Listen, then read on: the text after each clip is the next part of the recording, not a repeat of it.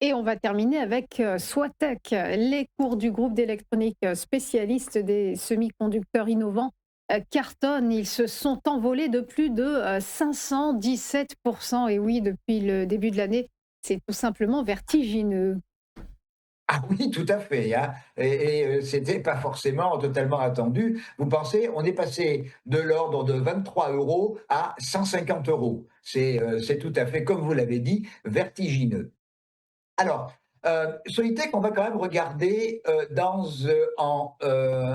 sur des unités de temps plus longues, juste pour voir que, eh bien, Solitech, c'est depuis, le mois de juillet de 2023, eh bien, une grande descente aux enfers, puisque comme on est passé de la zone des 180 € à 20 €, c'est-à-dire pratiquement on a perdu 90 de la valeur. C'est pas fréquent, et c'est là aussi, Roselyne, c'est vertigineux. Et donc maintenant, on arrive, on voit sur une zone de polarité, donc une zone qui a été support et qui a été résistance, hein. Donc là, je parle du plus haut de la semaine dernière. Donc on arrive sur un gros niveau de résistance, sur la zone des 180 €. Au-dessus, j'ai 190 € et j'ai 100 et 215 €. Je vais revenir maintenant en quotidien et pour vous montrer quelque chose, alors qui m'a inquiété, sur lequel il faut faire attention. Je vais passer un instant en ligne de clôture et en ligne de clôture, je vais zoomer. Vous voyez, tout simplement, on est en train de faire une figure ici de tête-épaule. Épaule gauche, tête, épaule droite. Bon, là, on rebondit et on va y revenir. Donc, ce qui me faisait dire, hein, encore hier, hein, que, eh bien, il y avait un risque de consolidation significative pour Soitec. Bon, ce qui, vous en conviendrez, après une telle hausse, n'aurait pas été totalement surprenant. Mais ce matin,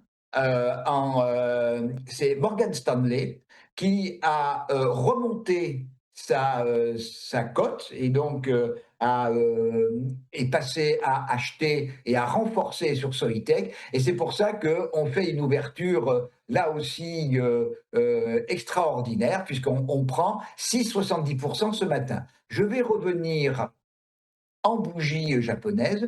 Donc en fait, on voit la bougie, hein, de ce matin qui marque véritablement le redémarrage et peut-être l'invalidation de cette figure d'épaule, tête-épaule, qui serait une figure négative. On va quand même surveiller, on va quand même bien regarder la zone du gap haussier qui a été ouverte le 4 mai entre 131,45 et 140 et 138,40. C'est véritablement une ligne de partage des eaux.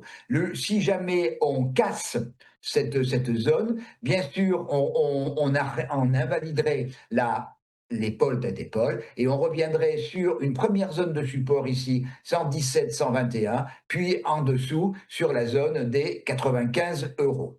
On est plutôt donc reparti sur un schéma haussier. Je me méfie toujours, hein, un peu des recommandations d'analystes ou de grandes banques comme celle-là, parce que ça donne un coup de boost le jour où elle est publiée, et puis ben, ça arrive, et même régulièrement, que derrière ça fasse flop. Bon, pour l'instant, on n'en est pas là. Les augures sont favorables, donc je suis positif sur Soitec avec des objectifs. Le premier, on l'a vu, 180,65, 190,75 et 215,30. Ce serait la rupture, évidemment, le comblement, pardon, du gap haussier dont j'ai donné les bornes à 131,45, 138,20, qui à ce moment-là invaliderait, eh bien, ce rallye extraordinaire de Soitec. Mais je garde, hein, vous l'avez compris, Roselyne, un biais tout à fait positif sur le titre.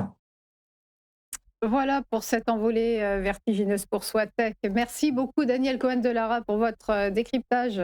Et belle journée à vous. Bonne journée, Roselyne. À suivre le point bourse. À tout de suite.